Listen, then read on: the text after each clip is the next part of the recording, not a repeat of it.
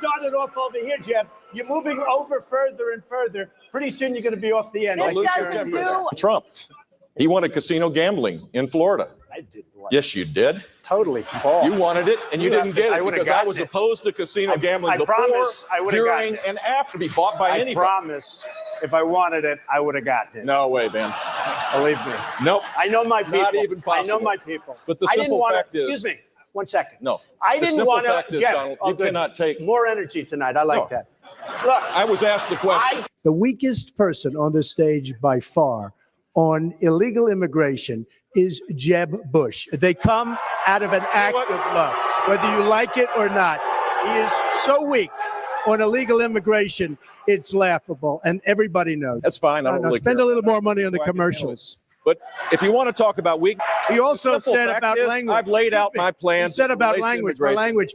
2 days ago, he said he would take his pants off and moon everybody, and that's fine. Nobody reports that. He gets up and says that, and then he tells me, "Oh, my language was a little bit rough." Bragg, for example, that he's been bankrupt 4 times, and it was great because he could use the legal system. Let me respond. That's another lie. I never went bankrupt. Hold on, Mr. It's Trump. another Failed lie. business record. hold on. No, but it's a Basis lie. This of guy, his he doesn't know what campaign. he's talking about. We need someone with a This is a proven lie. record. I use the laws to my benefit because I run a company. Yeah, I it was- never went bankrupt. Excuse me, Jeb. Yeah. I never went bankrupt. Never. Now, but you don't want to say that. Jeb doesn't really believe I'm unhinged. He said that very simply because he has failed in this campaign. It's been a total disaster. Nobody cares. And frankly, I'm the most solid person up here. Ever ready. It's very high energy, Donald.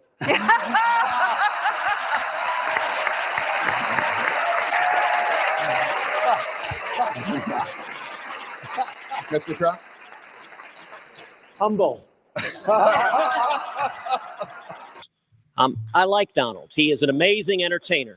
Most of his life. Thank you very much. I appreciate it. For most of his life, that's a matter You of are principle. the And I'll tell you, biggest liar. You probably are worse than Jeb Bush. You are the single biggest liar. All right. This guy lied. Let me just tell you, this guy lied about Ben Carson when he took votes away from Ben Carson in Iowa. And he just continues. My friends, welcome to everybody. Appreciate you joining me today. I thought you might enjoy a little bit of seeing our president-elect in action, bringing back some of the good old memories from really not that long ago. That was all from Donald Trump when he ran back in 2016. And of course, he was elected president then. Great things going on right now, my friends. Let me say hello to everybody real quick, and we're going to dive right into it. Got a full-packed show for us today, and I appreciate everybody being here. We want to make sure everybody can hear us just fine. We have about 60 folks on YouTube already. Welcome. Welcome to our friends on Twitch and, of course, on the X platform. If you're new to the channel, I'm J.R. Dukes. I'm your host. It's always a pleasure to have an opportunity to have a conversation with you. My channel is all about eliminating indoctrination, making sure we understand what is going on in our lives day to day so that we can live our best life possible. I want to make sure everybody on my channel knows how the legal system works, and basically, if you talk to the police, how to talk to the police, how to interact with the police. And of course, we love talking all things Donald Trump. That is obviously a fact. And let's be honest about it. When you are winning, it is always a good thing. And right now, we have done really well with the election. Let me just take 1 second here. If you don't mind, go ahead and put your name and where you're from in the chat. I think everybody can hear me fine. Just want to make sure I get all this out of the way before we get going. All righty, and yes, we're gonna have the January Sixers. We're gonna talk about them a little bit later. Looks like President Donald Trump is well on his way to pardoning all of the so-called. Well, there's a lot of people that are convicted, but in my opinion, these people are hostages. Just call it exactly what it is.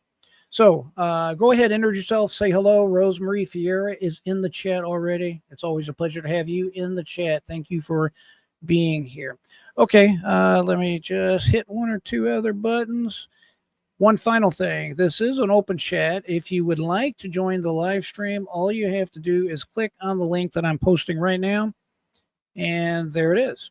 If you don't want to appear on video, no problem. You don't have to appear on video. You can simply just go ahead and call in by hitting that link. If you want to appear on video, we'd love to have you on. Ask any questions you have. If you don't want to appear in person, again, no problem. type in whatever question you have on the X platform or on YouTube, and I would be more than happy to address any questions that you may have. So, as I was just saying, Donald Trump is busy picking his cabinet. Of course, there's a lot of talking heads all over the TV stations right now and the legacy media. They're all upset. They are very mad that Donald Trump is making some very decisive, bold moves by putting people in charge of these departments. I think I've heard someone say he's taking a blowtorch to each and every one of these agencies, and that's exactly what he needs to do. All right. I want to be really clear. If you voted for Donald Trump, you took time to get out and vote, you need to literally pat yourself on the back. Congratulations, America, for electing Donald Trump as the next president of the United States. This election, I can assure you, is one of the most consequential elections we have ever had in our lifetimes. And it's just not something I'm saying. I'm not trying to be dramatic. It's not just something that I go around saying that often. I firmly believe this. I feel this. I don't want to just talk about platitudes on this channel. It is very important that we pull back from all that woke nonsense that's been going on. I heard the other day Donald Trump discussing the fact that he is going to make sure immediately that we pull back from the indoctrination of our kids with all of this left-wing nonsense about if you're a boy but you feel like a girl, hey, talk to your teacher about it and we'll start the ball rolling on that. What are they doing to our children? They're so impressionable. It is an age when you're young that you can question almost anything. No wonder why our kids are growing up so depressed and confused. But I digress. Don't get me started on that. We're going to go ahead and dive into exactly what's been going on last night over in Palm Beach, Palm Springs area. Donald Trump had a gala, and he got some very nice accolades from none other than Sylvester Stallone. We all know the Rocky and the Rocky films, right? Well, it is the case that Sylvester Stallone generally does not make endorsements. A little bit of irony, in my opinion, here is that you had the Terminator endorsing Kamala Harris. I'm sure he regrets this as of right now, but it's just kind of funny to see Sylvester Stallone on the other side of that coin, and we'll see how that works out. Ricky, welcome to the channel, and priorities will matter. Yes.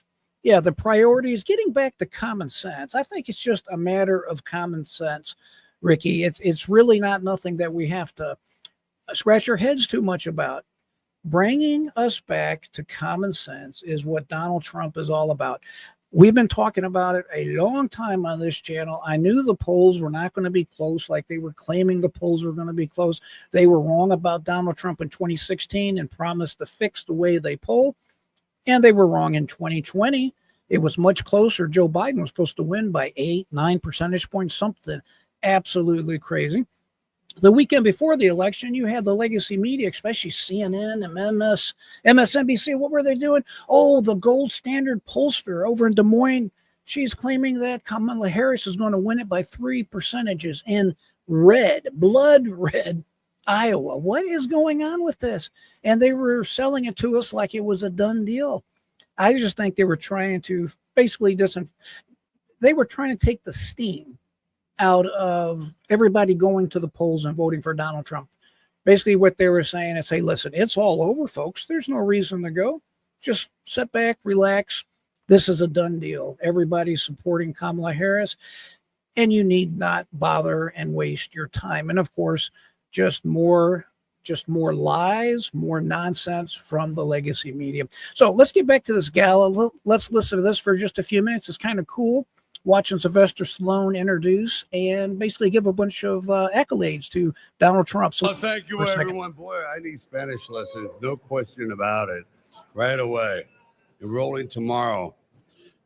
I'm very, very proud to be here. I didn't expect this, but I'll just keep it short and sweet because there's no such a thing as a speech too short. When I did Rocky, if you remember, the first image was a picture of Jesus. And it says Resurrection AC Club. I found a church that had been converted to a boxing ring. So the image pans down from Jesus onto Rocky being hit. And at that moment, he was a chosen person. And that's how I began the journey something was going to happen. This man was going to go through a metamorphosis and change lives, just like President Trump. Woohoo!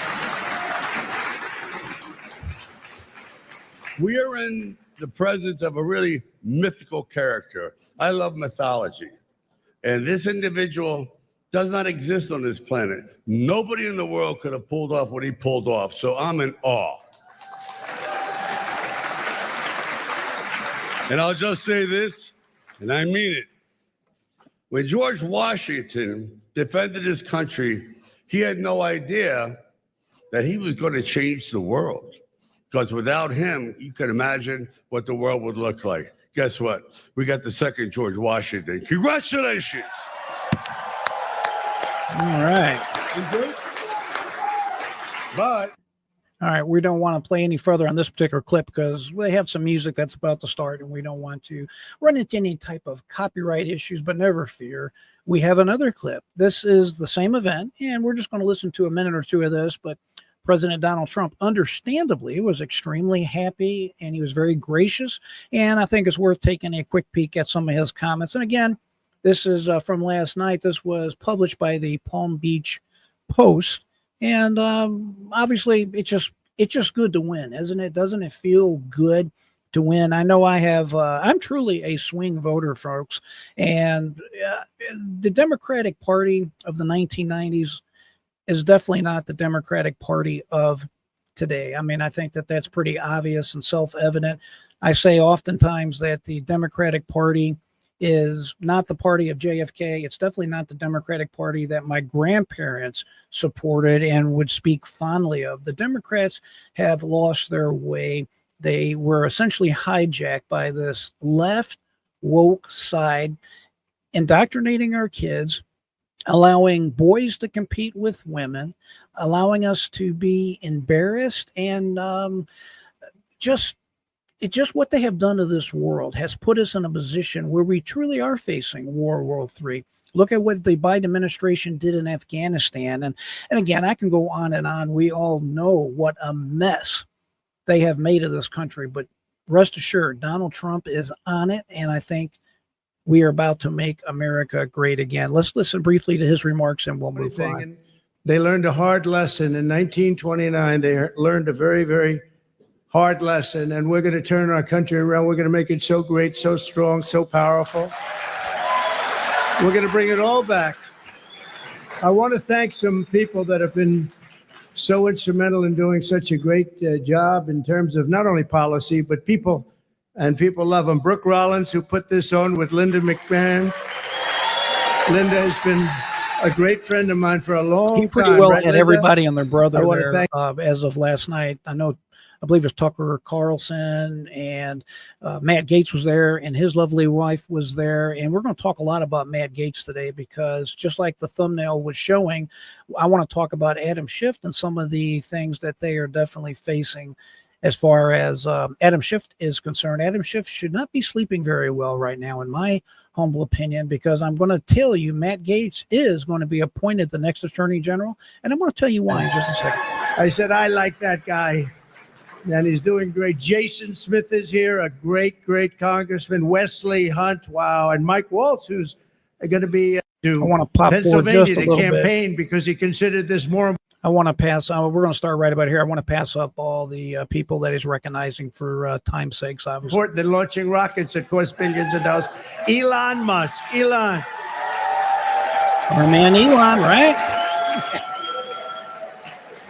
What a job. What a job he does. He's a great, and he happens to be a really good guy.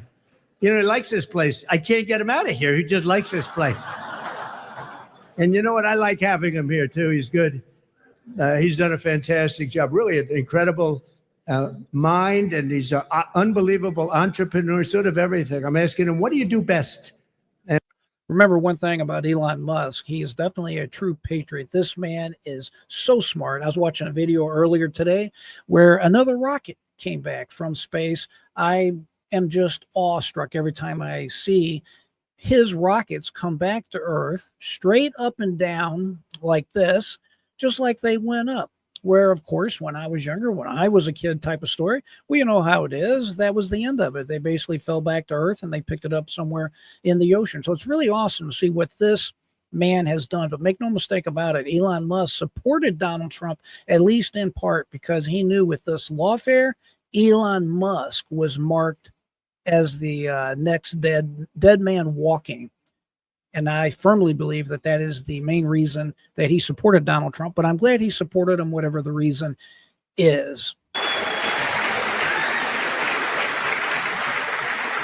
And I just looked at the news reports. People like you, Bobby. Don't get too popular, Bobby. Oh, you know, you've reached about the level now. And of course, he's talking about Bobby RFK Jr. because he's all over the news media. The legacy media is having a fit about RFK. The irony here is that RFK is Mr. Democrat. At least his family has always been associated with the Democratic Party, but they're trying to scare us all that they're going to take away the vaccines. They're going to take away the ability to keep our children healthy. Folks, if you look around right now, our children are not necessarily healthy, at least in my definition. Obesity is way off the chain here. I think it's a good idea to allow him to have a swing at it and see what he can do. There's a lot of his videos. If you haven't had a chance to look at any of them, you can watch them on YouTube. If you take time and listen to it, he makes a lot of sense with a lot of things he's talking about. And no matter what they say, he's not getting rid of vaccines. So make sure you don't panic about that. And you have Vivek Ramaswamy. It's taken people a long time, and now that name is emblazoned into their brain. But Vivek, wherever you may be, where are you, Vivek? Thank you, Vivek. Good. He working with Elon.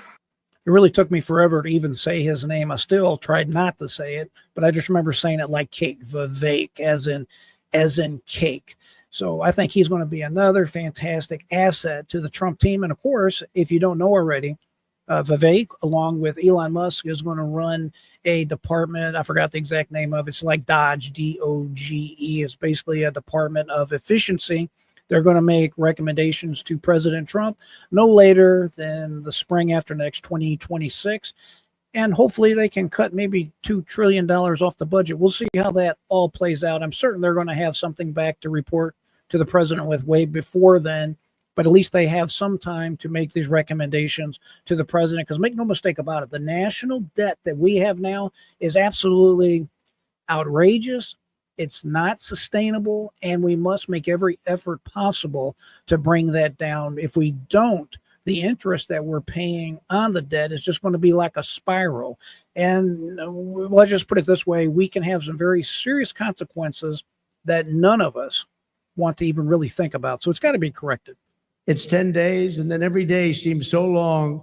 But I knew by the crowds we were getting, it was going to be really something. And Newt Gingrich got up and he said, this is a very thing that's happening, because nobody has ever had crowds, and they just wanted hope. They wanted something. They just didn't want what they had.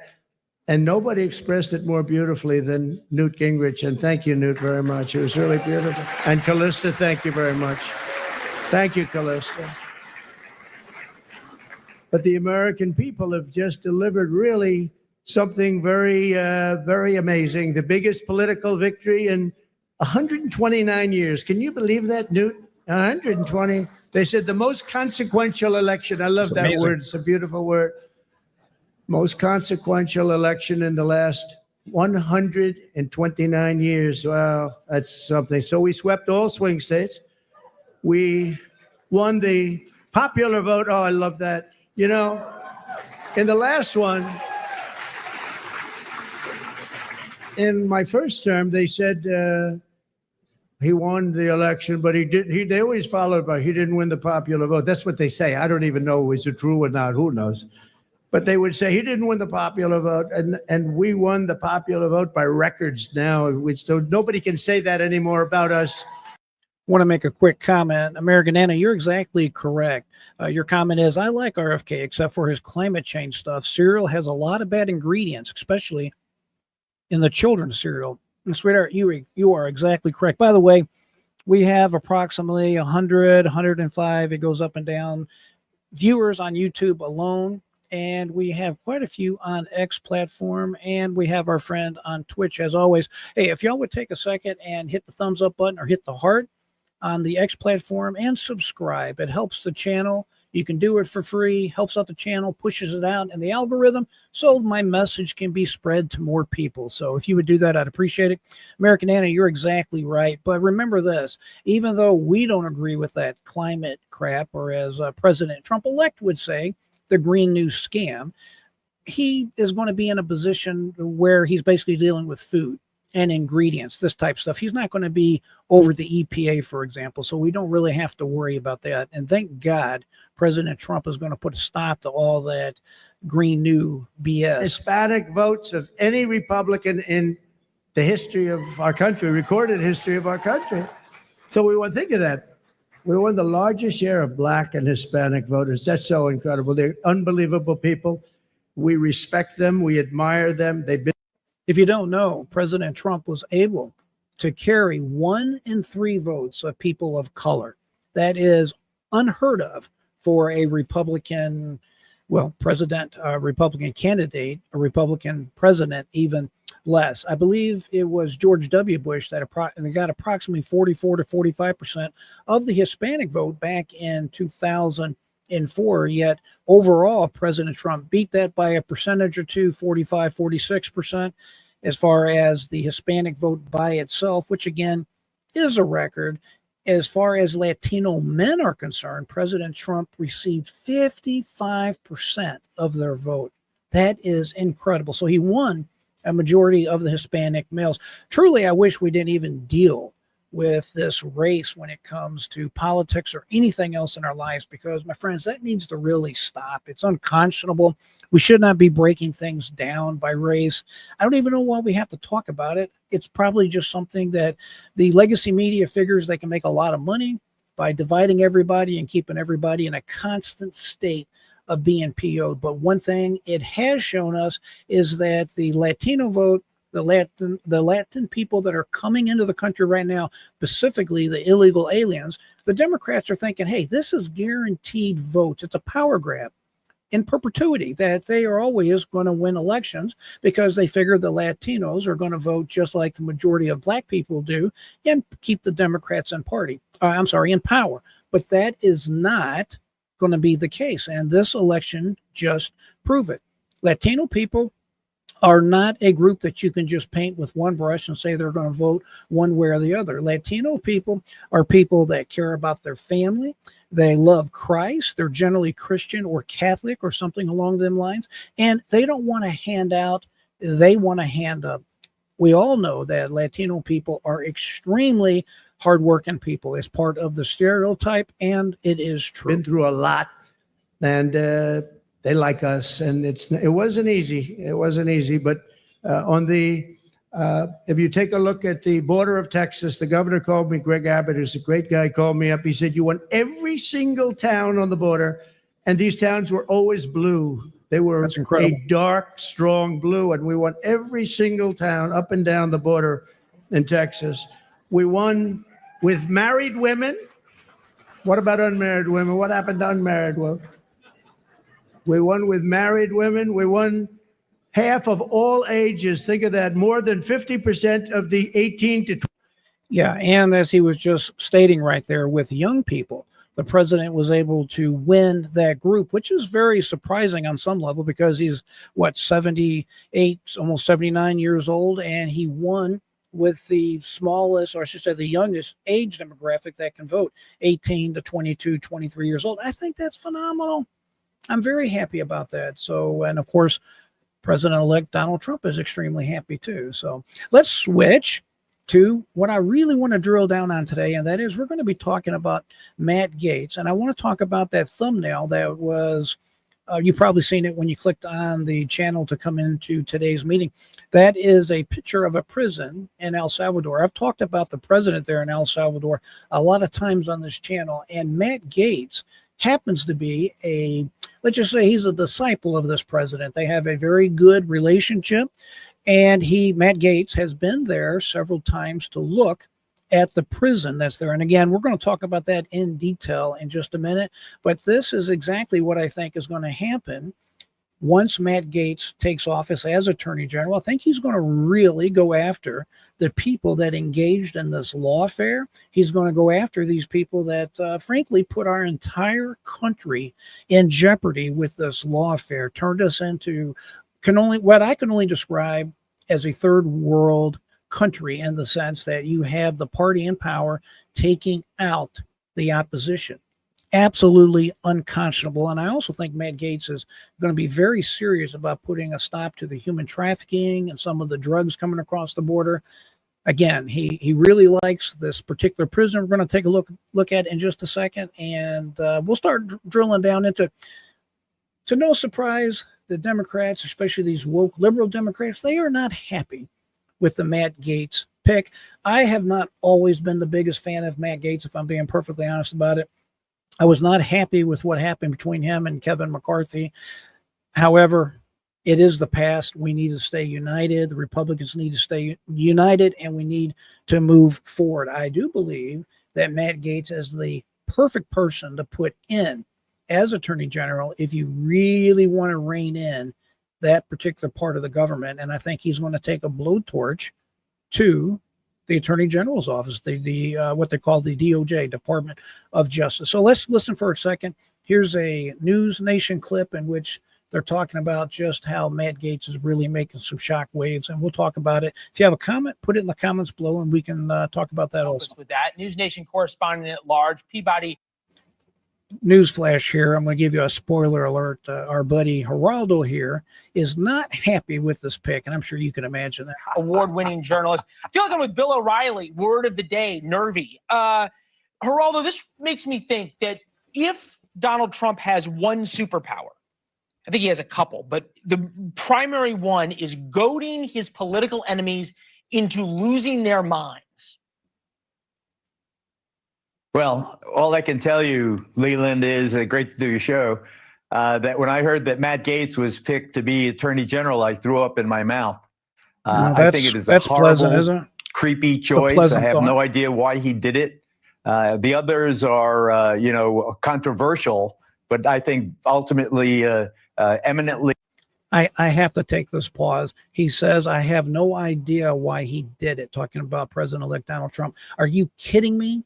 Donald Trump has been the victim of this lawfare. They have kept him in trial almost the entire summer.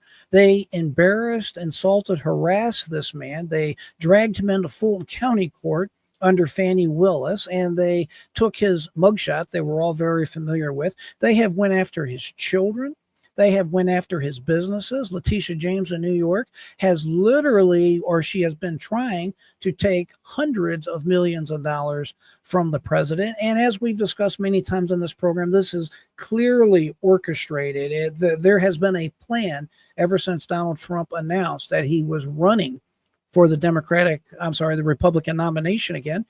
So, Geraldo, if you're concerned or you're just really you have this big mystery in your mind as to why this has happened, I hope I could shed some light on it for you. Defensible. Right Pete Hegseth, a terrific guy, patriot, war hero, twice awarded the Bronze Star. He will do, has a steep learning curve in defense secretary, but I think he'll do it. Matt Gaetz, on the other hand, now has access to the files of his own, sex trafficking investigation from a couple of years ago, and obstruction investigation.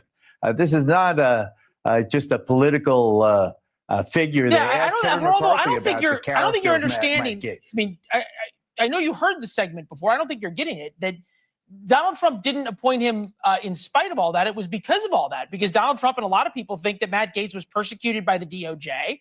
And Donald Trump, who was investigated upteen zillion times by the DOJ and the Russian collusion hoax, and now indicted by the DOJ, ... on and on and on. It kind of makes sense that he would want somebody ultimately loyal at the Department of Justice. But put that aside for a second. The fact that all Democrats are doing, yourself included, is talking about how terrible Matt Gaetz is, means they're not talking about the things that actually the American people told us in this election they care about. Well, as I understand it, President-elect Trump was absolutely keen on ending the weaponization of the Justice Department. That guy is the weapon that Trump will use to destroy his enemies in the DOJ. Well, you know, I have to tell you that Geraldo is actually correct. Donald Trump did want to set aside the anger and the retribution that, in my opinion, he's entitled to. He said he wants to bring the country together and he wants to put a stop to the lawfare. I get that. We all get that, right? For the greater good of the country, they need to make sure it can't happen again, to effectively right this wrong and not just keep striking back, what we call the escalation game. They did it to him, so he's going to do it to them, and it just continues back and forth in perpetuity, and we don't want that. That's not good for the country. The problem is, ladies and gentlemen, as you already know, especially my regular viewers on this program, that the Democrats will not learn the lesson of this particular election. And you have Letitia James coming out very angrily stating that I'm going to continue to get Donald Trump. I'm going to take him down. We watched her press conference that she gave shortly after his election victory. Alongside her was the current governor of New York. And have you noticed all these politicians? You know what they're doing? They're channeling their inner Donald Trump. They're trying to see who can be the best Donald Trump of the Democratic Party. So you had, was it Hochul come out of New York, the governor there? You had that big fat guy out of Illinois, the governor there. He's standing at the podium saying, if you're coming for my people, you have to come through me. So, you know, a little bit of that going on even with Gavin Newsom in California. It is what it is. They're not going to quit. They're not going to learn their lesson. Even Fani Willis, yesterday we looked at an interview she just gave in which she basically said, I'm going to continue on the course, even though that case is dead, she's going to continue on the course of not prosecuting Donald Trump, but persecuting Donald Trump. So Geraldo asked a good question. I thought Donald Trump wanted to put this aside. He wanted to be the bigger man, so to speak, even though he has been humiliated, dragged through the courts. I mean, imagine having your home raided by the FBI. That's the reason why Melania Trump would not go meet with Dr. Jill Biden at the White House, because she was so upset by that invasion of privacy. And trust me on one last thing here. When the FBI, any police office, when they raid your home, there is a risk of death. There's a high risk of death, in my opinion.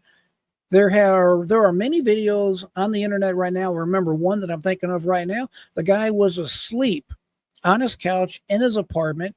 And like a lot of us do, he had a gun within reach in case he needed it during the night. Well, unfortunately for this young man, they knocked down that door, one of these so-called no-knock warrants, which I think should be absolutely, completely illegal.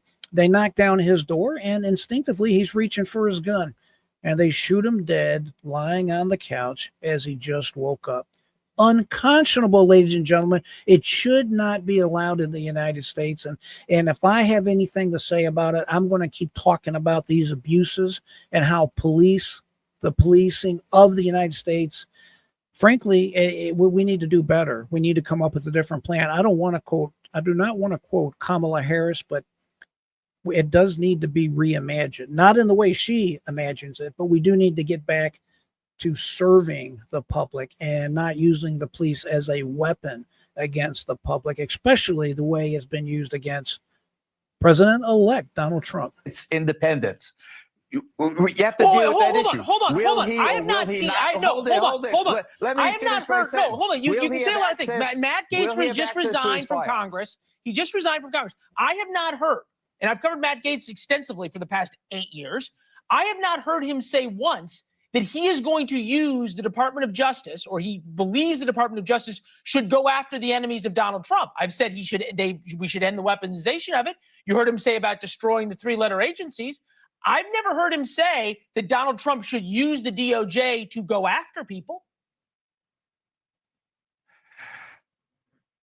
Matt Gaetz is the epitome of everything that is rotten in Washington. He is someone who is a privileged, entitled, backstabbing, what he did with the Freedom Caucus, the so-called Freedom Caucus, it didn't deal with the issue. Will he or will he not have access to his own investigation files? Will he, as Attorney General, have access to his own files? I want to know the answer to that question. Well, Geraldo, the answer is yes. He'll have access to everything as the Attorney General. It's always interesting, folks, when you have somebody like Geraldo Rivera tell us how terrible this person is, and he's never done nothing for his country. I don't know what Geraldo Rivera has done for the country. I know he's had many television shows where chairs are flying back and forth, this type of thing, but it's real easy to just call shots and throw darts at somebody, so to speak, like he's doing here, but he has no evidence other than to say that Matt Gaetz is under investigation. Well, so what? A lot of people are under investigation. Just because you're investigated doesn't mean nothing. Just because you're indicted necessarily doesn't mean anything. And the reality is, as we have talked about many times, there is no such thing as a perfect person. Everybody has something going on, if you know what I'm saying. I don't know.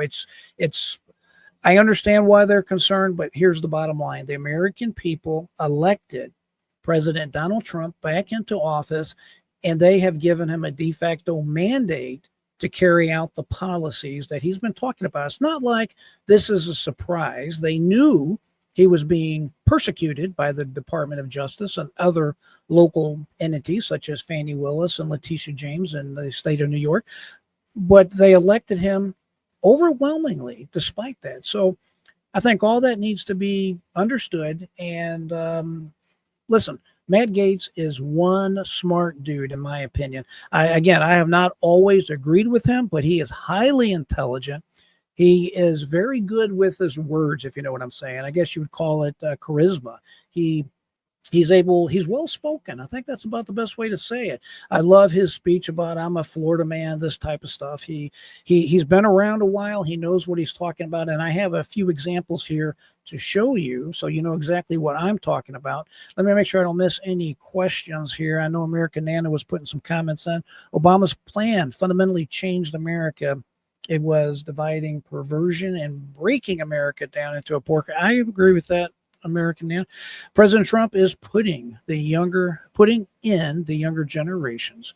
This country needs new blood in the political arena. Amen again. They need to tear it down in order to rebuild these agencies. On some level, I totally agree. I will submit that it is the case, especially with the FBI and some of these other departments. It's always been a struggle trying to find that balance to where it can serve what the president's agenda is and what the president wants to do as far as the direction to steer the country. But at the same time, you don't want the president using these agencies as a weapon against specific individuals. And of course, that has happened against President Trump, and it has happened throughout American history. So there's no perfect solution, but you are correct. There needs to be major, massive change. What has happened the last 2 to 3 years for sure needs to be investigated, and we need to get the documents out. We need to find out what happened, why did it happen, and most importantly, in my mind, I want to see the proof of the collusion between the, let's just say the state of New York, Fani Willis in Fulton County, Georgia, the folks over in Arizona for that matter, and of course, Jack Smith's office here in Florida, and this so-called documents case that is now dead. And I'd just like to see exactly what's happened. And I'm sure y'all probably echo those sentiments. There's no reason for what happened, what they did to Donald Trump and his children. You may or may not realize this. They went after his children in New York State. They're still serving his sons with subpoenas all the time. I was listening to a program the other day. He was saying, I get subpoenas and information and lawsuits in all the time. So they're still being berated and hammered as a family. It's just like Donald Trump's lawyer said, I believe it was Mike Davis the other day, they're not messing around this time. Someone like Letitia James, she needs to think twice of what she's doing, and she's continuing to do, because Donald Trump is the one that's about to be in power. He has all the cards in his hand. And I would not want to be going up against that. If I was one of those individuals, I would want to keep quiet, stay to myself, and just kind of blend into the background. What it is with Letitia James, she wants to be governor. She has higher political ambitions. That's exactly what all this is about. And unfortunate for her, it's like Mike Davis said, we will go after you for deprivation of rights. There's a federal crime. It's kind of like a civil rights crime is the best way to describe it. But folks, those crimes carry life in prison. And they need not keep pushing this man because they're going to regret what they're about to get on the other end. That's just my opinion, and we'll see how it goes. But think of this. If you were President Trump and they did that to you and your family and your children, and then you get elected, and they keep barking and keep coming at you, what are you going to do? You know what you're going to do. You're going to do exactly like I just said. And it's going to happen. And it's not going to be pretty. And these people are really going to pay a high price if they keep up with their nonsense. Let's listen to a little bit of Matt Gaetz, and let's see exactly how he questions people and interrogates folks. Remember, he is a lawyer. He carries a JD, a jurisprudence degree, a lawyer degree for short. And like I said, he's well-spoken. Let's take a quick peek at this here. Is Mexico an ally in this fight against illegal immigration? Yes, it is. So, I mean, it's hilarious and somewhat troubling that you say that because, like, I'm looking at the El Chapo trial where President Nieto took $100 million bribe from the Sinaloa cartel. Do you think that the subsequent presidents following Nieto weren't offered a bribe by the cartel or didn't take the bribe? Congressman, I disagree with everything you have said. Right, but you can disagree all you want, but what you won't provide is any number. And when you sit there and just kind of ostensibly disagree without any facts, it shows people what the real gig is. The Mexican government is captive to the cartels. They are doing the bidding of the cartels, and based on your response today, so are you. 2 million encounters and releases under your watch. So not including the Title 42 expulsions, not including violent criminals. Of those 2 million plus that you've encountered and released, how many have you told to go home? Congressman, individuals who are released are placed in immigration enforcement proceedings under the law where they can make their claim for relief. If their claim for relief is not satisfied, they are subject to removal from the United States. Right, subject to removal sounds very different than actually removed. So I'm not interested in the process. I'm not interested in what people are subject to. 2 million people encountered and released, not the expulsions under Title 42, not the criminals. How many of those people have you deported? So, Congressman, a few points. Number one, just how many of the people? He'll never answer the question. Just a number. Congressman, we are dealing with a completely broken immigration system. I get it. No, Mr. Secretary, I'm not going to let you burn my 5 minutes. Do you know the answer? Do you know the number of people out of that 2 million that you've removed that aren't criminals? I do know that we have removed more aggravated felons. Right, I'm not asking about them. I've caveated that away. You get the idea of what I'm talking about. Matt Gaetz is a master at what he's doing. He's a consummate professional. And just FYI, if you notice to the right of Matt Gaetz, you recognize who that is? That is the current speaker, Mike Johnson. I just think that's kind of cool to look back at these older clips, and you can see people now that we necessarily didn't know then, but we definitely know them now, right? I think that's an understatement. Matt Gaetz is extremely well-spoken, and I think, as strong as I can say it, he's the man for this job. Do you agree with that or not? Do you guys think that he would be a great fit or not so much a great fit? I'm curious as to what you think is in Matt's future. Do you think he's going to be confirmed or not confirmed? And just FYI, I did promise earlier that I would tell y'all if I believe that he is going to be confirmed. And I was very definitive about it, that he will be confirmed and that he will be the next Attorney General of the United States. And he honestly believes that too. Otherwise, he would not have resigned from the House. Who's going to resign their current job if they pretty well don't believe they're going to get the new job they've been nominated for? But I digress. What I want to emphasize to you is the reason why I pretty well know that he is going to be confirmed, or at least let's just say he's going to be the next attorney general. It's called recess appointments. And I have a video with John Thune, who is the guy that won the the leadership role in the Senate for the Republicans. He's kind of like the boss of the majority party, which of course is the Republican Party in the Senate, thank God. And before they took that vote the other day to decide who was going to be the actual leader in the Senate, and of course he's replacing Mitch McConnell from Kentucky. He obviously has been sick. We've seen the videos of him freezing up, this type of thing. So at any rate, John Thune is replacing him, but Donald Trump was very smart. Instead of getting involved directly in who he wanted, and clearly my opinion is he wanted the senator here from Florida, Rick Scott, who used to be a former governor here in Florida. So President Trump said, anybody that's running for the leader position has to agree to recess appointments. And each one of the three candidates quickly got back on X and said, yes, Mr. President, I agree to these recess appointments. So here's the bottom line. The Constitution does say that the Senate is to advise and effectively approve consent to each of these people that are going to be heading these departments, part of the president's cabinet. But there's kind of a loophole, if you will. And that loophole is the recess appointments. They can simply decide that they're going to take a 10-day minimum recess, and then the president's appointments are okayed effectively for 2 years as a recess appointment. And 2 years is plenty of time for them to do what they need to do and to accomplish all that. I think it's pretty straightforward. And American Nana said 100% on Matt. He's up there with Tom on the border. Both were made for these jobs at this time in American history. I agree. Amen, American Nana. I'm with you the whole way. Now, of course, you have the so-called legacy media, CNN, CNBC. By the way, they are losing viewerships big time. Their subscribers on these liberal channels on YouTube, and just the viewership here on CNN is really tanking severely. People understand that this wokeness is not the way to win. It's not the way to go. And they're like, I've had enough of that. And they're switching over to places like Fox News and Newsmax, and frankly, even small little guys like me that are just chit-chatting about what's going on. Within 3 to 5 years, the statistics clearly show that channels like this is going to be how most people get their news.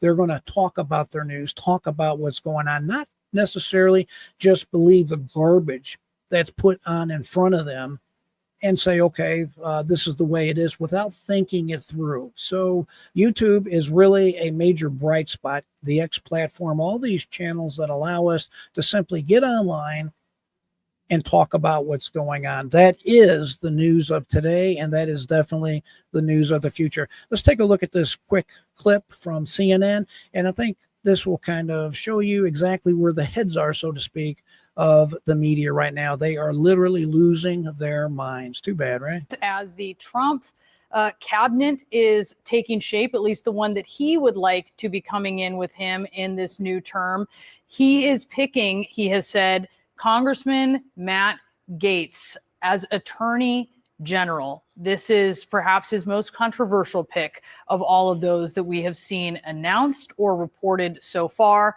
And joining us now is a Democratic colleague of Matt Gaetz's, Congressman Jared Moskowitz from Florida, as is Matt Gaetz.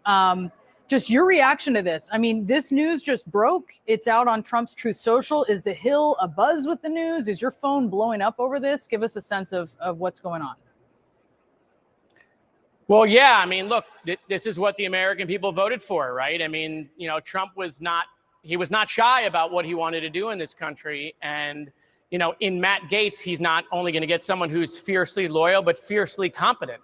Matt Gaetz knows exactly what to do with the Attorney General's office. He will turn that into be most powerful Attorney General in American history. I know Matt well. We served together in the legislature in Florida. In fact, Matt was the one who was part of the transition team of Ron DeSantis, who helped get me appointed as the director of emergency management in the state of Florida. And so, you know, Trump was very clear on what he wanted to do with government. And in Matt Gaetz, he is going to get a very competent, very powerful Attorney General. So what do you think he is going to do as AG, if confirmed? Well, I don't know.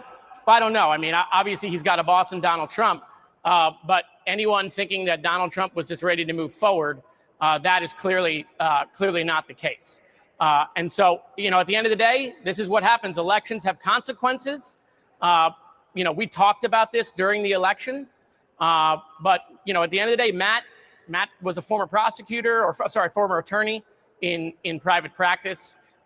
He is a fierce Donald Trump loyalist. Matt has prosecuted the case in Congress for Donald Trump for years, and now he's going to get to do that on behalf. You can tell by looking at her face, she's just very happy about Democratic this. Colleagues in the House who are concerned, this was before Matt Gaetz was the pick, that a Trump DOJ might target them, that they could be investigated. Do you think that is going to be part of Gaetz's repertoire? Is he going to be settling scores? Well, I don't know. I don't want to speak for Matt or speak for the Trump administration. Do you but have I'm pretty sure they're not that just going to go. Well, I mean, I'm pretty sure with this pick, they're not just going to go around and shut down puppy mills. All right, this is a very serious pick, and Donald Trump is obviously telegraphing that he means business. Matt Gaetz is one of his best weapons in Congress. He's taking him out of Congress, and he's giving him the Attorney General's office. And so, again, I've known Matt for 10 years. Matt is very good at what Matt does in Congress, and now he's going to bring that to the Attorney General's office. And so I don't want to get ahead of what their plans are, but Donald Trump is very clear on what he plans to do with DOJ by giving it to Matt Gaetz. You are on the Foreign Affairs Committee, and you obviously have an eye on those issues. When you look at some of the picks, we now also another controversial pick is Pete Hegseth, who does not. The one thing I am happy about, in addition to everything else we talked about with Matt Gaetz, is, in my opinion, it's taken off a lot of the pressure on Pete. What's his last name? Hegsloff or whatever his name is, the one that is a former, I guess now former anchor on Fox News. I think that it kind of just switches the attention to Matt Gaetz. I personally like Pete. I mean, this is a fantastic pick. We know exactly where he stands. He doesn't want to see women having to fight in combat roles. We know the obvious problems with that, especially if a woman, a female, is taken prisoner of war. There's other things that women can do in support of the troops. I'm just very uncomfortable about having women in true combat roles. And like Pete has said repeatedly in many of the interviews that you can find on YouTube or on the X platform, it's that it can mess up the flow, the team feeling out there in the actual battlefield. And if you look even at Israel, unfortunately, the problems they're having with their October 7th stuff from last year, that attack on Israel, you had many women that are in the IDF taken hostage, and we all know exactly what the problem with that is. I would imagine them people are living in hell right now, and obviously I'm not going to get any more explicit concerning that for obvious reasons, but it's just something we seriously need to consider and we seriously need to think about. So there's been a lot of talk in relation to Matt Gaetz and exactly what he would do as far as exacting revenge against the perceived enemies of Donald Trump. So this is one of the main things I want to talk about today. And Exhibit A is going to be this clown right here. His name is Adam Schiff. Let me pull his video up because I want y'all to get a feel before I show you the next video. This guy, this is my opinion. This guy is a complete clown, a complete liar. In my opinion, he has committed many crimes. He has lied to the American people. I believe he has lied under oath. He was one of the bozos that was really pushing hard for the actual impeachment. I believe he was impeached twice, and I'm talking about Donald Trump. This guy was one of the main people behind this Russian collusion garbage that turned out to be nothing. It was completely fabricated, complete lies. And yet he goes on television, he goes to these hearings, and he just continues to spout these falsehoods. I mean, there's really no other way to say it. And he has actively tried to do everything in his power to mislead the American public. And I'm sure you're thinking like me, you're like, oh, well, of course the voters know that and they voted this clown out, right? Well, you would be wrong. Unfortunately, this guy is from California, and he was a House member, as I said. But guess what? Now he is a new freshman incoming senator from the state of California. Isn't that a crack? Absolutely unbelievable. But he's an incoming senator. So I'm hoping that he's investigated under the new DOJ for what I just described. And I'm sure there's a lot of other crimes that he has committed. So hopefully they'll start an investigation. These are the rumors. This is one of many things that these woke Democrats are worried about. And I'm sure Adam Schiff, I'm not going to tell you what Donald Trump calls him, but you can probably figure it out. I'm sure Adam Schiff is not sleeping as well as he might had Kamala Harris one. But here's a small sample of what he has continued to say. I believe this was taken in 2019. I looked it up earlier, and I just kind of want you to get a feel of the lies, the nonsense that comes out of this guy's mouth seemingly nonstop. Power was intervening in our election and welcomed it, built Russian meddling into their strategy, and used it. Disloyalty to country. Those are strong words, but how else are we to describe a presidential campaign which did not inform the authorities of a foreign offer of dirt on their opponent, which did not publicly shun it?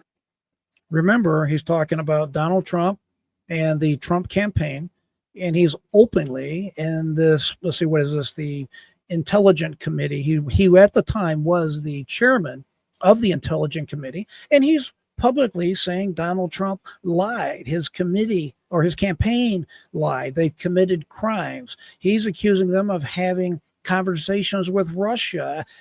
Hear it with your own ears. I'm not making this up. Let's continue. Or turn it away, but which instead invited it, encouraged it, and made full use of it. That disloyalty may not have been criminal, constrained by uncooperative witnesses, the destruction of documents, and the use of encrypted communications. Your team was not able to establish each of the elements of the crime of conspiracy beyond a reasonable doubt. So not a provable crime in any event. But I think maybe something worse. A crime is the violation of law written by Congress. But disloyalty to country violates the very oath of citizenship, our devotion to a core principle on which our nation was founded, that we, the people, and not some foreign power that wishes us ill, we decide who governs us.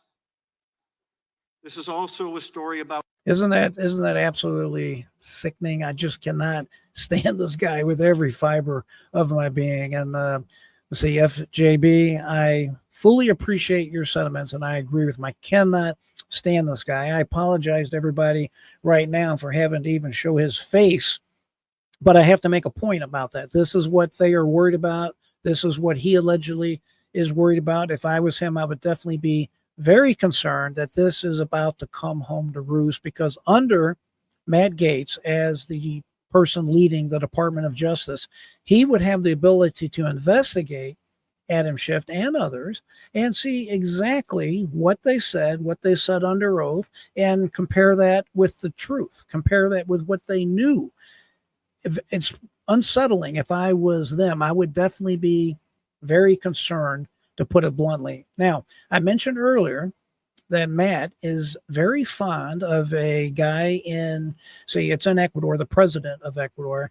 There's a speech that he recently gave in front of the United Nations that I think is nothing short of amazing. And effectively what he was saying is, listen, I want to give each and every one of you from a small country like Ecuador, I want to reach out to the United States, to the world, and offer some friendly advice. He's like, whenever you start going down the road of taking out the opposing party, of taking the property of your opposition, incarcerating your opposition, it's going to lead to a very dark place. This was his friendly warning that he gave in front of the United Nations. So I understand that, and I get that. And now I will tell you this, he is very popular in Ecuador because he took Ecuador from being a country that had, I think it was like #1 as far as murders And as far as crime, let me pull up the video here because this one young man that I like watching his videos, if you have not seen his channel, I encourage you to go over there and check him out. His name is somewhere on here. I'll find it in a second. I think it's Nick Shirley. He and his mother, of all people, actually go all over the place, and they conduct interviews and investigations during this past election. They were going to different cities and places and asking people, do you support Donald Trump, Kamala Harris, that type of thing. But he was granted access to this prison that made the Ecuadorian president so popular. This prison, as you can see, is called CECOT. CECOT. Now, I want to tell you unequivocally that this type of prison would not fly here in America, at least the way that they're using it, because we have some very nasty prisons here in America. Some of the supermax facilities that we have, in my opinion, are extremely, let's just say they're very questionable. They're probably torturous. And again, in my opinion, they, like we talked about yesterday, they violate the Geneva Conventions as far as solitude and making someone go insane. I mean, there's some real problems with that. Now, this particular prison here does not isolate people individually, but it's really remarkable to see the prison system that he set up. I believe it will house up to 40,000 prisoners. This president of Venezuela, they have a computerized board at their main headquarters. They know where each and every police officer is in the entire country. Unlike America, thank God it's not like America. They can pretty well go in anybody's house they want at any time. They can pull you over and search you for any time, for any reason. The police can pretty well do what they want in Ecuador. And I'm not saying that's the way it should be in America. Of course, it should never be that way in America, but it was probably necessary for a short time in Ecuador because Ecuador was out of control. It was so unsafe. Murders were off the chain. Rapes, all kinds of violent crimes. The people, the good residents of Ecuador were simply too scared to even leave their house. I mean, that's how bad it was. And in a relatively short period of time, the president of Ecuador was able to turn this around. And this prison is the cornerstone of exactly how he did it. So without further ado, let's pop around in this video right here. He got some very good access to this prison, and I think it's worth checking it out. And yeah, American Anna, I do like Nick too. I think he's a pretty cool guy. So let's listen to a little bit of this here. As we enter into CECOT, and I will show you what life is like for the prisoners here, what they are doing to make sure that these people will never leave. And I'm going to show you the technology that they are using inside of this jail to make sure that this country is as safe as can be. Inside of this jail, you get absolutely no service. These prisoners have absolutely no contact with the outside world, and they have no way of getting a hold of anybody. And the reason why they cut off the cell service here inside this building is because gang members used to be able to run their gangs from inside these jails. However, with these new rules that they have implemented, such as cutting off the service. Yeah, we have that problem here in America too. A lot of the inmates get service. I'm kind of on the fence as to whether that should be allowed or not. Maybe they should allow it for good prisoners, for good behavior, whatnot. But he's showing you as you go through this prison exactly what the layers of security. If there's not just one layer to get in here, you have to go through everything one step at a time. It's like 2 or 3 different layers where you are searched from top to bottom, x-ray scanners, you name it. They're going to check you out. Very secure, very impressive the way they set this up. And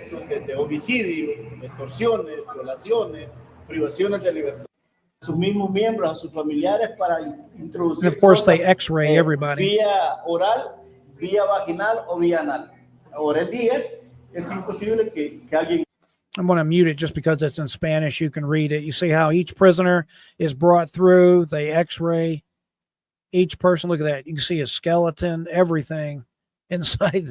You know, that's their body. So they're not going to smuggle nothing through there. Bag that can be filled with powder, any weapons, anything like that family members or friends might have tried to bring gang members in the past. Now it is impossible for anything to even enter. All right, now we've entered into where these gang. Yeah, and another thing too is that even the employees, when the employees come into this facility, they go through the exact same examinations. They go through those examinations when they come in. They go through this when they come out, and it seems to work really well for this particular prison. No vuelven a salir de acá. Y eso es literal. Now, when an inmate walks into this door, he never leaves. It's pretty spooky, man. Now here's the main prison right here. Look at that. Yeah. This is where that AI picture was taken for the thumbnail that you probably seen when you first clicked on it. Look at these. All these people are in these cages right here. They stack them literally on top of one another. They don't even give these people mattresses or cots or anything like this. And you're looking at the whole facility. When you see down this corridor, that's what you're seeing. Here are some of the most dangerous people in the world. You can see they have their tattoos. MS-13 is tattooed on their foreheads, Barrio 18, and they're here for life, and they can never leave. And inside of these prison cells, literally everything happens inside. Here is their bath and their shower. If they want to go poop or pee, they have to do it in front of everybody. These prisoners have absolutely no control and no freedom here inside. See that their restroom facility is right there in the front of the jail. So the guards and everybody can be watching at the same time. You would never see this in an American jail where you would have all the prisoners behaving, stepping up to the front, lining up, whatever the guards tell them, they do it. Has killed various people. Yeah, I think he's saying everybody in there is a murderer. There's These literally are all no the freedom gang inside members. of these prison cells, and the only type of freedom they get is they can come over here to this area right here where they looks like they have a preacher and they have some work. Yeah, if they're good, they're brought to the outside in small groups like you see right here. They have a preacher for religious reasons, obviously, and then they're allowed some type of exercise for good behavior. Of course, they're under the very close and personal supervision of all these guards at any time that they're there, period. MS-13 or Barrio 18 tattoo on their heads, all sorts of tattoos. It used to be a thing of pride to be a gangster here inside El Salvador. However, their pride has been destroyed and they're being humbled here inside this prison as they're never. They literally walk around all the time in what is basically underwear and a t-shirt. They don't even have shoes. So they're going to make sure they don't get out of there and they don't escape. This is your life every single day. And once you go there, by the way, you do not leave. There's no such thing as parole or clemency or anything like that. When you go there to die. These inmates want to go to sleep. They sleep here on these bunk beds that are completely still. And the way these prisoners sleep, they are given one sheet. They don't even receive a pillow, and they don't know if it's night or day because the lights never turn off. These guys were let out of the cell, and if you look at their heads are literally plastered to the cement wall, and they're not moving. All these gangsters are afraid of their life, and their freedoms have been stripped from them as they live here inside these cells. And these are the rooms of solitary confinement. If a prisoner were to act up, you'd be sent into one of these rooms here. Here they have their bathroom, they get some water, and the only sort of light they have is this little peephole right up here, and they get. Now remember, a lot of the gang members like MS-13, some of the gangs coming out of Venezuela, these are the kind of people that are in this prison. And you have places like Venezuela, they have literally emptied out their prisons, their mental facilities, and they told these people to leave and head for America. These are the people that are here right now. These are the people that are committing the crimes like that Lincoln Riley trial that's going on right now in Georgia. Just insanity what the Biden-Harris administration has allowed to happen by allowing all these thugs to come in here. It's unconscionable. Look how these people are marched back and forth. Do you see that? They have their hands tied. They have to stoop. Food are the prisoners given? En la mañana, por lo general, lo que viene es frijol, queso o crema y dos tortillas. Actually, I like tortillas and stuff, but there is very strict amount of food. You're not going to see any fat prisoners in this particular prison, at least over the long haul. They will all get the minimum that they need as far as caloric intake is concerned. That's it. There are 8 different buildings that are designated to the prisoners. The sides of the buildings are the size of a football field, absolutely ginormous. And if you were to try to escape SECOT, it literally would be impossible. Not only are there 2 walls you'd have to hop over, and one of those walls is 27 feet high with an additional 9 feet of electrical fencing. So, of course, in the United States, this is somewhat extreme, but you have to remember that they really had a serious problem in Ecuador. You literally could not walk the streets there. That's how bad it was. This was the most dangerous country in Central America at this particular time. Now, there's a lot of people that are effectively saying, hey, this is inhumane. This cannot be continued. They're worried about the government being too strong now, and the local people are afraid of the government.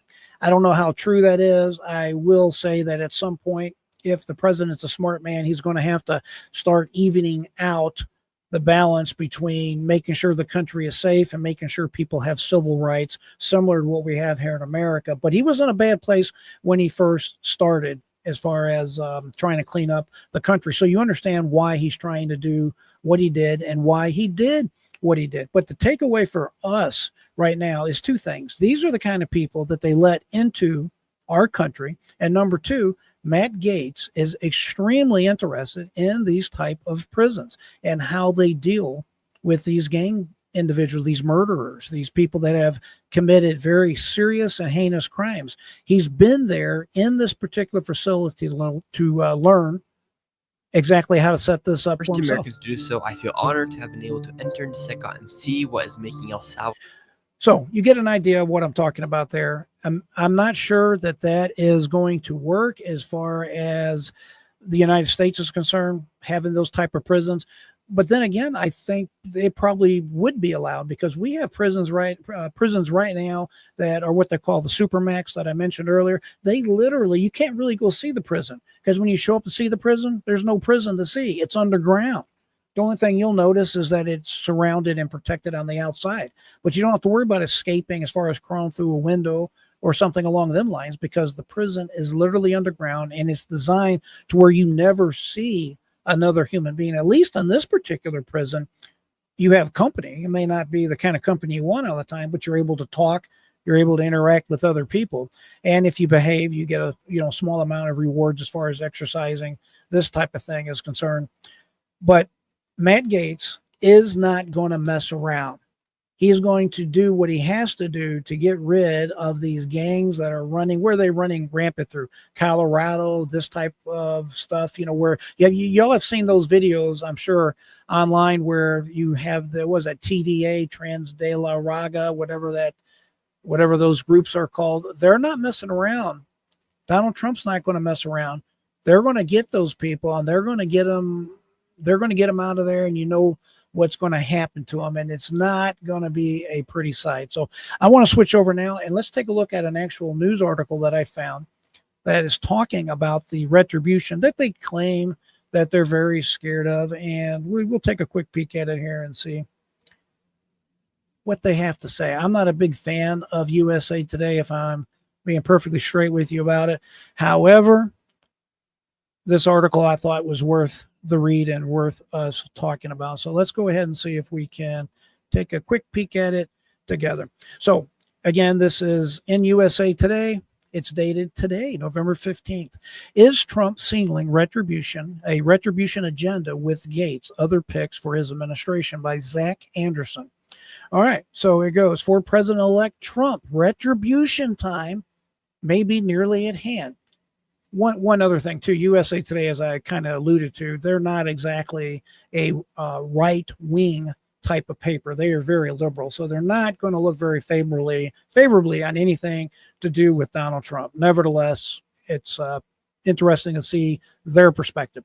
For incoming Republican chief executives, surprise picks for the Justice Department, the Pentagon, the National Intelligence Director, particularly his nomination of former GOP Congressman Matt Gaetz for Attorney General, singled he is serious about going after political opponents. Now, those who have tangled with Trump in the past are contemplating what they may be facing in coming months if he follows through on his campaign rhetoric and uses the full force of the U.S. government to go after them. And of course, we just talked about this at length. He's got a long list of people to seek retribution against. Former Trump National Security Advisor John Bolton. And of course, I'm not a fan of John Bolton. If you recall, John Bolton was fired by President Donald Trump back in his first administration, and they have not been what I would call the best of friends since then. However, to his credit, John Bolton did come out and defend Trump against the false and outrageous claims that he called some troops that were buried in France losers and suckers. It sounds ridiculous, and of course it was ridiculous. And to his credit, John Bolton said that it was false and it never happened, because he was there with President Trump at the time of this alleged outrageous behavior.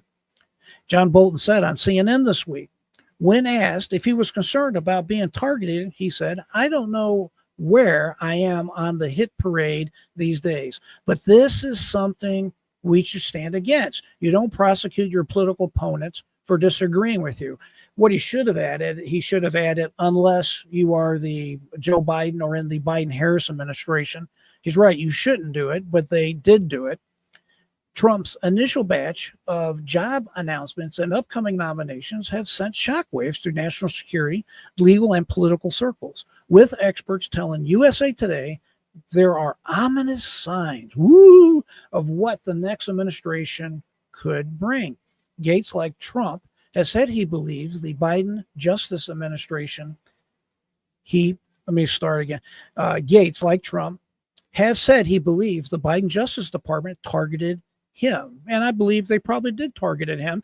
And that's probably one of the reasons they are very worried about him taking over. All these dirty little secrets are going to be found out. And as another side note, there are many published reports and people sounding the alarm that the folks over at the DOJ, the FBI, and a lot of different agencies, they are having a lot of what we could call burning parties. They're trying to burn a whole lot of you-know-what. So we'll have to see how it goes. Gaetz, like Trump, has said he believes the Biden Justice Department targeted him. The new AG has made no secret of his desire to make changes in the justice system. And there's a good picture of our buddy Matt. All right, here we go. Pete Hegseth, Trump's nominee to lead the Department of Defense, has used his perch at Fox News to share Trump's criticisms of the military, especially generals who push back against the president during his first term.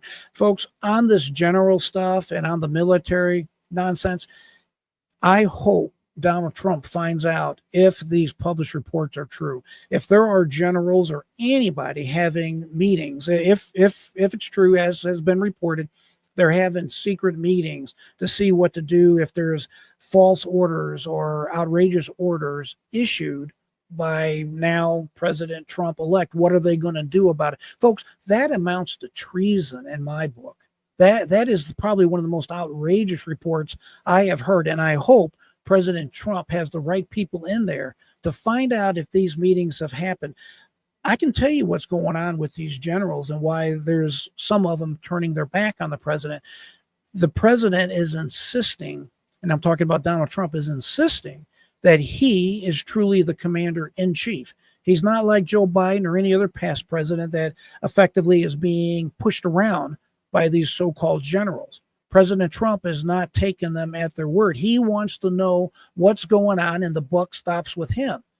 He's the one in control of the military, and it's my thoughts, it's my suspicions that what's going on is they are not happy about the fact he's just not like putty in these so-called generals' hands. He's telling them what to do instead of vice versa. But that's the way our founding fathers envisioned it. So don't make any mistake about that or have any illusion about that. All right, so Tulsi Gabbard, we know Tulsi, we just love her to death, a military veteran and former Democratic member of Congress who is Trump's pick for Director of National Intelligence, has criticized the intelligence community for some of his actions, particularly with regard to Russia. Trump has made a lot of threats during the campaign to go after his perceived enemies. I don't think that's true. They keep saying he's made threats about it. I think anything he said was taken out of context. I don't know of any direct threat, but that's what this legacy media, if you will, keeps trying to make us all believe. I have heavy suspicions it's not true. The question after he won was how much of it was just talk and whether he would follow through. These people are idiots, folks. If Donald Trump says something, you can bet your bottom backside he's going to do it. The question is how. The question is now answered in the minds of many political observers. Picking Gaetz for the nation's top law enforcement job is the sure sign that Trump wants payback against those he feels wronged him, observers say. Well, duh. The biggest signal from the Gaetz appointment is that Trump is serious about this retribution agenda, says David Jolly, a former GOP congressman turned independent, a.k.a. a rhino, a.k.a. a never-Trumper. Gaetz has always been at the tip of the spear among Trump allies. angling to go after appointments. And the former Florida congressman could soon have one of the most powerful positions in the U.S. government to continue that crusade if he becomes Attorney General, adding to fears about a retribution-focused presidency. As I said earlier, it's probably going to be the case that President Trump really has no choice but to go after these individuals because they're going to continue with the lawfare, not just against him, but if President Trump does not definitively put a stop to this type of behavior, it's probably just going to continue, and it's only going to get worse, the AKA the escalation game that I've been talking about on this channel. This list of Trump adversaries Gaetz has tangled with is long, from the incoming president's former attorney, Michael Cohen. God, I can't stand that guy. I'm sure y'all can't either. To the former GOP Congresswoman Liz Cheney and those involved in the legal cases against Trump. Oh, Kamala Harris being involved with Liz Cheney, that's probably one of the biggest mistakes she made in her entire campaign. You had Donald Trump on one side going out, talking to the American people, telling them that he's going to help them with their future dreams, ambitions, whatever. And yet all she can do is every other word coming out of her mouth was Trump this, Trump that, and then hanging around Trump haters like Liz Cheney. Liz Cheney, if you don't remember, she was primaried and removed from office. The reason that the Republican Party, specifically Donald Trump, turned against her is Liz Cheney just kind of got the big head. She started thinking that it was all about her. Instead of representing her constituents in Wyoming, Liz Cheney decided she knew what was better for them. You talk about hubris, she's the definition of it. She figured, hey, I know what's best for Wyoming. Even though Wyoming overwhelmingly supports Trump, she's like, I'm not going to have anything to do with it. Remember, she used to be number three in the power pyramid, if you will, of the Republican Party. And ever since she turned her back on her constituents and Donald Trump, she's only had a one-way ticket down south. And of course, she has been fooled of vengeance and anger. It's ironic. This is an article about retribution or potential retribution by President Donald Trump-elect, yet the people that they're referencing here are people that are the definition of retribution, aka Michael Cohen. Every time this dork opens his mouth, he's bashing Trump. His whole channel, his whole existence is about trying to put Donald Trump incarceration, trying to take his liberty away, trying to take his money away. That's all this guy lives for. And the same thing can be said about Liz Cheney. It's going to be a red alert moment for American democracy. U.S. Senator Chris Murphy, Democrat of Connecticut, said on CNN shortly after Gaetz' nomination was announced, responding to the question about concerns surrounding Gaetz and other Trump nominees regarding retribution. Transition spokeswoman Caroline Leavitt said the incoming president has a mandate to implement the promises he made on the campaign trail, and his cabinet picks reflect his priority to put America first. President Trump will continue to appoint highly qualified men and women who have the talent, experience, and necessary skill to make America great again. I think that's what this is all about. I don't really think you can drill or have to look for more meaning other than what we just talked about. Clearly, President Trump has a mandate from the American people. I meant 75, 76 million people, and I think they're still counting on some of the votes. And he had only what could be described as an electoral landslide at 312 electoral votes. He gets to do what the American people sent him there to do. This election was a full rejection of this woke, liberal, democratic nonsense. The American people has rose up. They have taken action. They have voted. They are sending a message that they want Donald Trump to do what they sent them there to do. And I only can pray that the Republicans stay united enough, because Republicans have a terrible track record at this, ladies and gentlemen.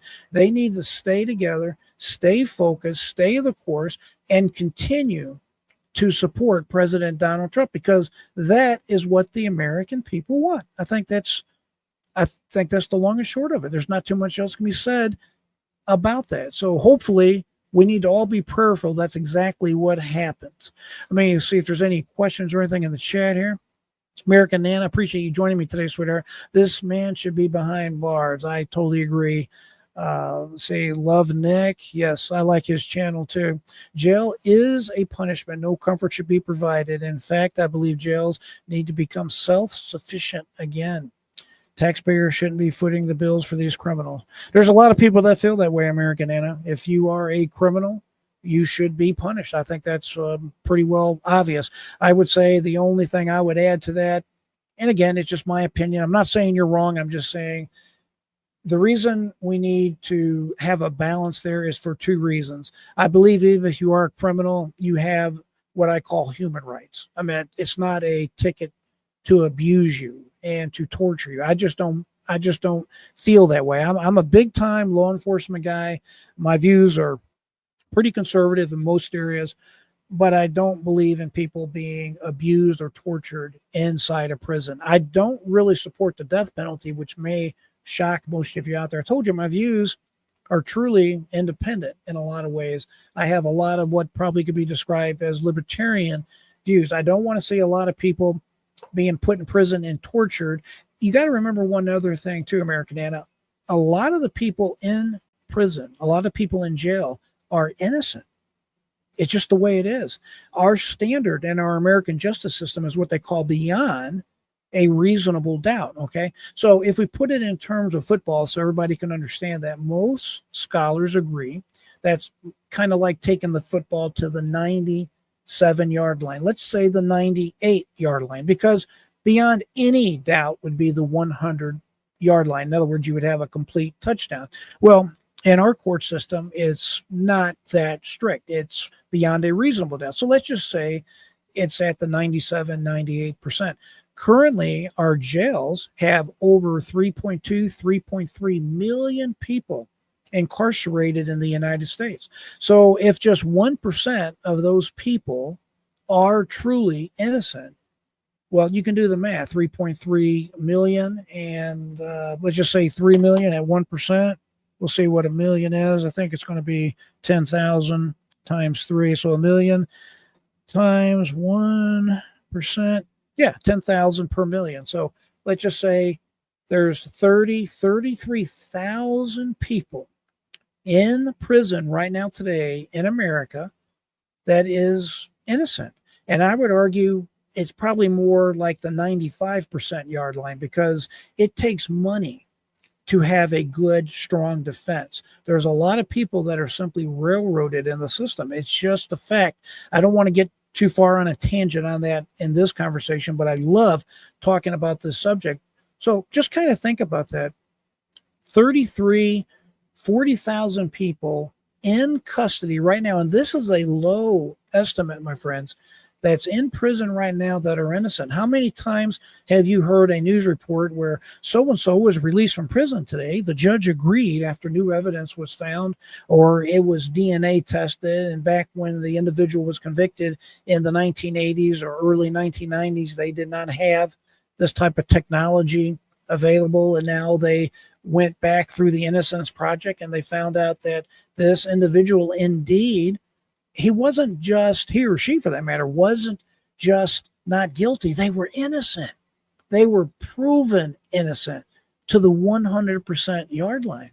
And yet these people had 30, 40 plus years of their life gone on a mistake. So yes, there are people, many people in jail that are innocent. And for that reason would be another reason that I think there needs to be a certain standard of care in these prisons. Again, just my opinion. Reasonable people will differ with that assessment, and I respect everyone's opinion as far as that goes. So anyway, my friends, we've been on for quite a while. This power hour has turned into the power and a half hour. I appreciate everybody being with me. If you haven't done so, please subscribe to the channel, hit the thumbs up button. You can follow me anytime on the X platform, simply at Reach JR Dukes. On YouTube, I am also just JR Dukes, and on the Truth platform, Donald Trump's so-called X platform, if you will, I can be found simply at JR Dukes. So it's easy to find me. And of course, my website, jrdukes.com is always available to take you directly to whatever particular platform I may be broadcasting on. If you turn on the bell notifications, you'll know whenever I go live, and you are always welcome to join our conversation. I definitely appreciate having each and every one of you here with me. We've had a good crowd today, and I want to thank you all for joining us. Thank you to my friend on the Twitch platform. Appreciate everybody on YouTube. We've had a lot of people viewing today, and I am definitely grateful for that. American Anna, thank you for joining me today. It's always a pleasure. Ricky Bluesman, thank you for being here, and thank you for participating in our conversation. Always appreciate Rosemary Fiera. It's always a pleasure to have you. And I want to make sure I don't miss anybody's name per se. If I missed your name in the chat, I apologize. I want to say hello to my friend at FJB. You've been a subscriber and a viewer for quite some time, and I definitely appreciate it. Well, my friends, one last thing. Tonight is the big fight with Mike Tyson. I don't know if y'all heard about that or not, but it's kind of exciting as far as I'm concerned. You know, I've always liked Mike Tyson. I believe it's going to be broadcast on the what's it going to be brought on Twitter or on Netflix? Yeah, it's going to be on Netflix tonight.